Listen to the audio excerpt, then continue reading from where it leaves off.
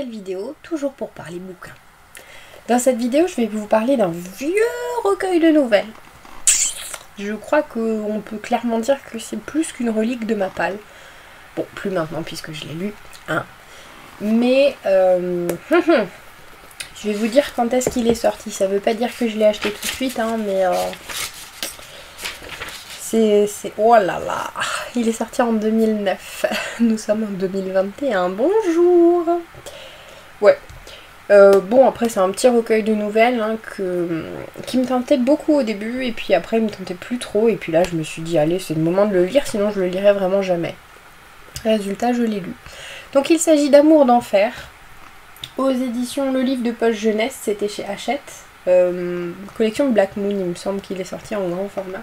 Donc c'est un collectif, il y a Scott Westerfeld, Melissa Marr, Laurie Faria Stollarz, Justine Larbalestier et Gabrielle Zévin, ou Zévine. Donc petit recueil de nouvelles qui paye pas de mine, hein, et que j'ai laissé traîner, ouais je pense pendant une dizaine d'années, tout va bien, tout va bien.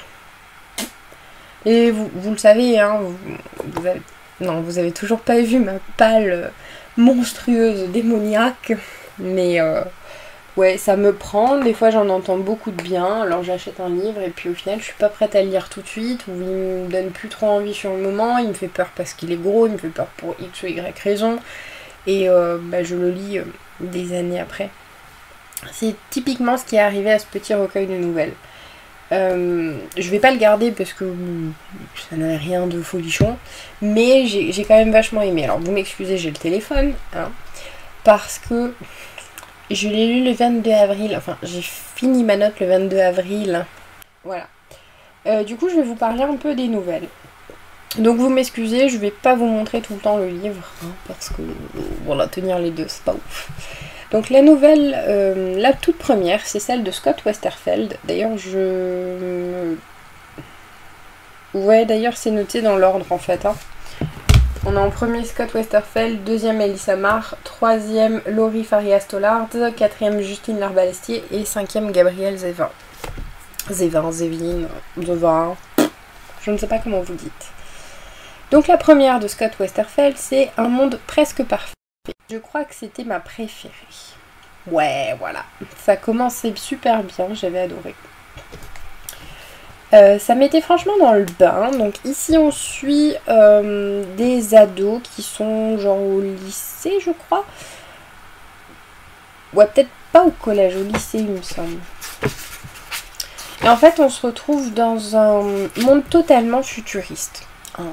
Je vais vous dire, il y a des nouvelles technologies, il y a des nouveaux cours, il se passe beaucoup de choses qui ne se passent pas dans notre monde. Il y a notamment le cours de fléau. Et j'ai trouvé ça super original, franchement je l'ai adoré celle-ci. Déjà il faut savoir que dans le monde actuel, enfin leur monde futuriste, ils n'ont plus besoin de dormir, ils ne sont plus malades, les hormones ça n'existe plus, tout est réglé, régularisé, voilà. Je me souviens plus exactement de comment tout fonctionne, mais voilà, en gros ils vivent pépouze, hein.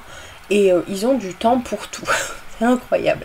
Je crois qu'ils peuvent se téléporter aussi comme ça au pôle Nord, au pôle Sud, où ils veulent. Bon voilà, on est loin de notre monde actuel avec nos voitures qui polluent accessoirement. Nos heures de dodo, etc. Nos hormones. Voilà, voilà. Et du coup, dans ce cours de fléau, il y a un projet d'étude. Donc en fait, tous les élèves de la classe devaient choisir quelque chose qui se passait dans notre temps et le vivre pendant, je crois que c'était une semaine. Ouais. Et il devait en gros faire un exposé là-dessus. Va choisir du coup le sommeil. Chose qu'il n'a jamais fait de sa vie. Il n'a jamais dormi, donc ça va lui faire un grand choc. Et c'est pareil, après dans la classe, il y en a qui avaient choisi d'avoir le rhume, il y en a qui avaient choisi d'être malade, genre un peu plus, genre la grippe. Il y en a une qui a choisi le dérèglement hormonal, c'est-à-dire que toutes ces sautes d'humeur d'ado étaient présentes.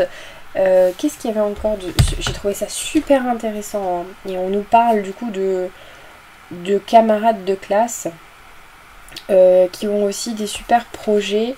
Le mal des transports, par exemple. Il y avait quelqu'un qui avait choisi de faire... c'est ça, de prendre la navette, donc le ferry, au lieu de se téléporter. Des trucs... Ah oui, voilà, bah oui. Le trajet en ferry qui durait 2 heures, quoi. Voilà, ça, ils connaissent pas parce qu'ils se téléportent dans un claquement de doigts, ils sont à destination, voilà. Du coup, j'ai trouvé les thèmes abordés vachement sympas. L'univers était génial. Les personnages étaient intéressants et attachants. J'ai bien aimé suivre Kieran. Et il y a aussi donc Maria qui avait choisi le dérèglement hormonal. Je sais pas si je vous l'ai dit. Au final, toutes ces mésaventures, parce que pour eux, c'est vraiment des mésaventures, ça a fini par les rapprocher. Voilà, ils sont attachants. Et puis, vous vous doutez bien que le thème de cette petite anthologie, de ce petit recueil, ça va être l'amour. En soi, ça n'a rien de fantastique, mais simplement, on n'est pas dans notre univers actuel. Donc, voilà. J'ai bien aimé cette première nouvelle, franchement. C'est ma préférée. La deuxième s'appelle Le coup de foudre, donc de Mélissa Marr. Ici, on va parler des Selkie. Alors déjà, ça m'a fait penser à un épisode de Désenchanté. La série sur Netflix. Il faut savoir que du coup c'est pas vraiment des sirènes, attention, c'est des phoques. C'est des phoques. Ouais, un Selkie c'est un peu un phoque au final. Donc ils vivent dans l'eau, voilà, rien de nouveau. Et en fait quand ils arrivent sur Terre, si un humain leur vole leur peau, donc la peau de phoque, après ils sont liés et c'est un peu une malédiction quand même, hein, parce que j'ai envie de vous dire, on se retrouve coincé à devoir épouser l'autre, etc. C'est toute une histoire un peu complexe quand même, mais sur le coup j'ai vu l'épisode de Désenchanté, sauf que je crois que c'était avec la peau d'un ours, il me semble. Au final, la demoiselle Alana, voilà, j'allais dire, j'ai pas noté son nom, si, j'ai noté pour une fois. Alana, elle va pas vraiment voler la peau de phoque du jeune homme qui s'appelle Murin, M-U-2-R-I-N, hein, on va pas le dire à la française parce que Murin c'est quand même vachement moche. Murin, elle va se faire avoir en fait, elle va se faire piéger et au final elle va devoir rester avec lui, ils vont être liés. Il a beau lui expliquer, elle a cette sensation d'être tombée dans un piège, donc au final elle va être vachement distante et puis bah, vous vous doutez que après le temps va son chemin quoi, hein. Donc c'était assez intéressant. Après il y a aussi une histoire avec le frère de Murin, Veiko, qui est pas super gentil, donc il y a un peu des retournements de situation, des petits tumultes quoi.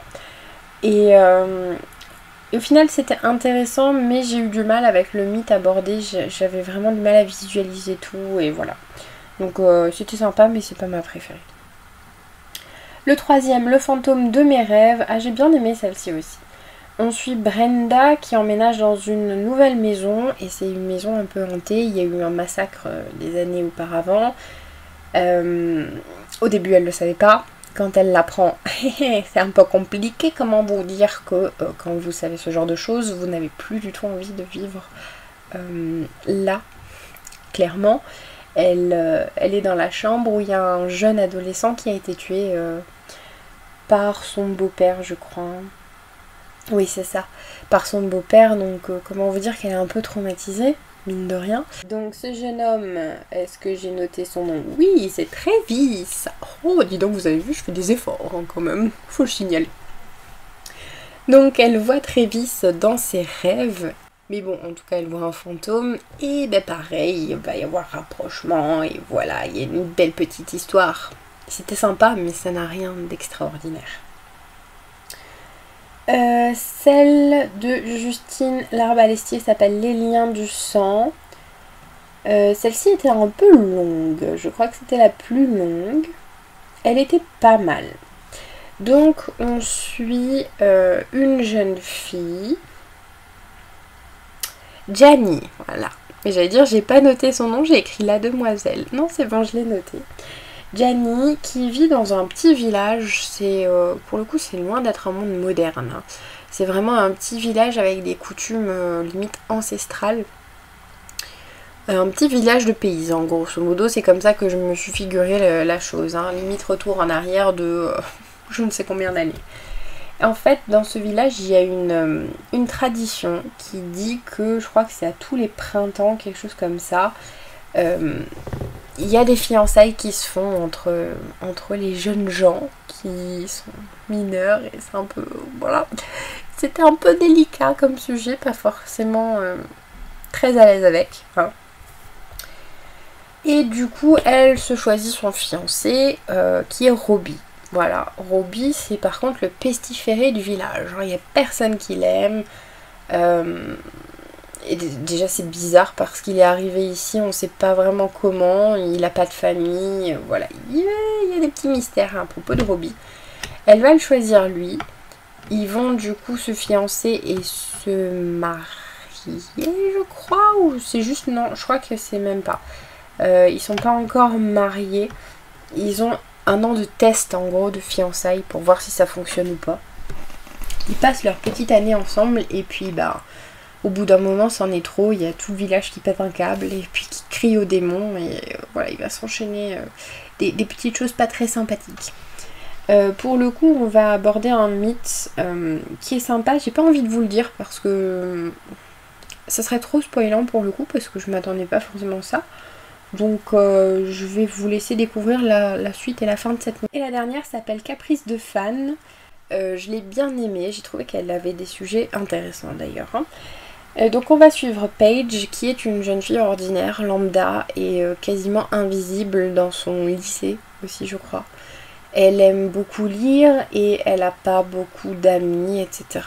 Bon, elle va à la bibliothèque, elle va rencontrer un garçon qui s'appelle Aaron.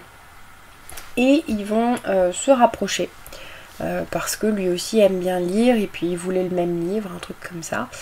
Et la bibliothécaire lui a même conseillé de lire un nouveau livre. Elle était là, ah oui, tu sais, j'ai eu celui-ci de nouveau dans le rayonnage, je pense que ça peut t'intéresser. Au début elle était là, non, mais non, pas du tout, ça, je crois pas, tout ça, ça parlait d'immortels, etc. Et au final elle va se retrouver à lire, ouais. Et du coup elle va rencontrer Aaron, mais par contre ils vont se lier forcément d'amitié un peu plus. Par contre il y a un truc bizarre, c'est que Aaron, personne ne l'a jamais vu. Voilà, on ne sait pas à quoi, les autres ne savent pas à quoi il ressemble. Il y a du coup un mystère qui plane et ça finit d'une manière...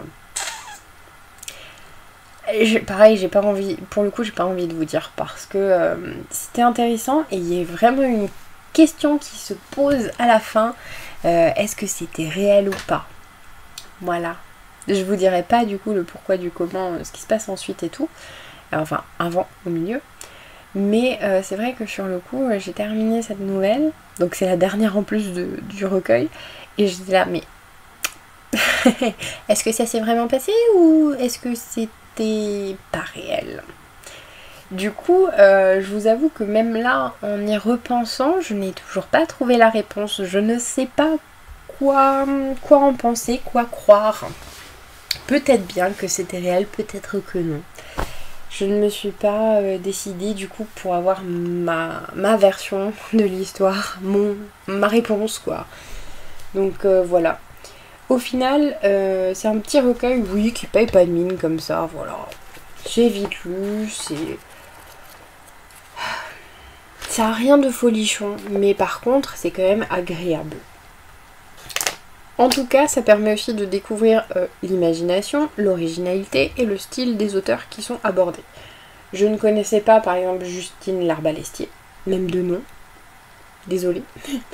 Les autres, oui, de nom, mais c'est vrai que je les avais jamais lus, donc ça me donne un avant-goût en fait de ce qu'ils font. J'ai beaucoup aimé ça. Du coup, je vous le conseille si vous avez envie de découvrir ça, si vous aimez le format nouvelle. Après, c'est quand même sorti il y a un moment, donc je sais pas si ça a grand intérêt de le lire aujourd'hui. Mais moi, c'était pas mal, voilà. Mais après, je vais pas le garder parce que j'ai décidé que mes livres ici, c'était vraiment mes chouchous. Voilà, ceux que je garde, vu que j'en ai tellement, je ne peux pas tous les garder. Je veux garder que le top. Voilà, ceux que je sais que je pourrais relire. Et pour le coup, je relirai pas cette anthologie. Donc je vais pas le garder. Voilà, sur ce, la vidéo est terminée. Je vous remercie de l'avoir regardée. Et je vous dis à bientôt pour une prochaine. Bye!